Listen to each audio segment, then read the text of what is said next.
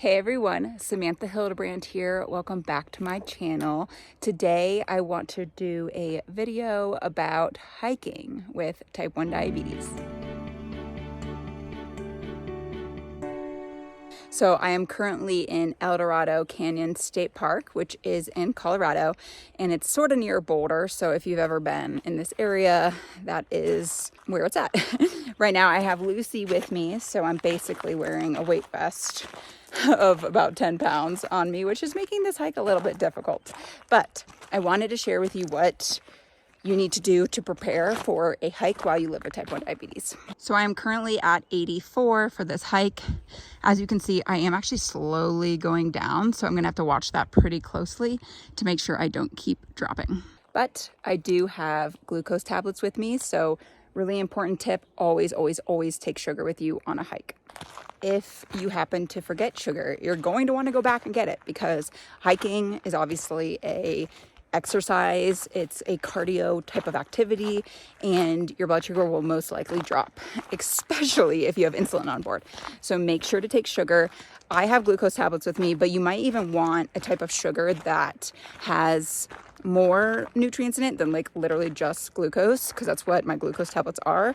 You might want like a granola bar or something that has more carbs, because that will help maintain your blood sugar once you bring it back up if it's going down. The second tip I have for you is to have minimal insulin on board. Like I just mentioned, hiking is a cardio activity, and if you have insulin on board, you will drop, guaranteed. So try to go maybe in the morning before you have breakfast and take minimal insulin. I currently had a beef stick for breakfast, so I didn't have to take any insulin for that. You could also eat like a granola bar and not take any insulin. Your blood sugar will probably go up a little bit, but it will end up leveling back out during the hike because of the cardio activity. The only insulin I have on board right now is my long-lasting insulin. I'm on MDI, and so I have to take my long-lasting at 7 a.m. every morning, but I have no fast-acting insulin, so no food insulin on board, and that is what I would recommend you do as well. My third tip is to make sure you have a continuous glucose monitor or a meter or something to track your blood sugar levels. You definitely don't want to go on a hike and not know where your blood sugar's at. So obviously, worst case scenario, just bring a meter and also your continuous glucose monitor. So I wear a Dexcom, which is what's measuring it now. But I always say also bring a meter. Even if you have a CGM, definitely take a meter too, because you never know if your Dexcom is just gonna stop working or if it's gonna fall out and you don't wanna be screwed.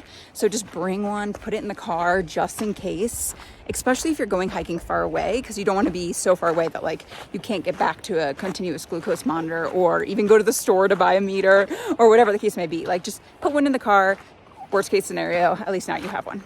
Another tip I have is, especially if this is your first time hiking with type 1 diabetes, definitely go with a friend.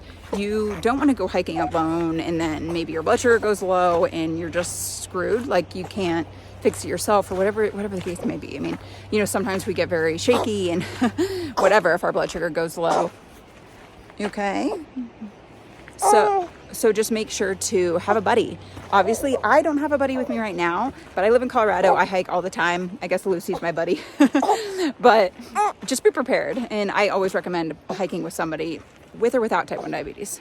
And if you're hiking with a buddy, have them carry some sugar with them as well, for you and for them, honestly. Even if they don't have type 1 diabetes, it's always good to have food on you at all times. But also, worst case scenario, if something happens to you, at least then they have sugar that they can carry as well and help you get back to normal glucose levels.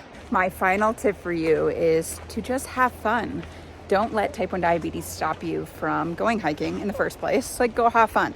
Just be prepared, but have a blast. My blood sugar is slowly dropping, so I'm just gonna prepare and eat 2 glucose tablets. Thanks so much for tuning in to today's video about hiking with type 1 diabetes. I'll see you guys next week. Bye. Make sure to join our Facebook group. If you just search Type 1 Tribe in the Facebook search bar, you will find it and you should join. Also, if you are looking to lower your A1C or stay in range more often, check out the ebook below. It is such a good tool for you to have on hand when you are looking to just really manage your blood sugars better and get a lower A1C. So check it out.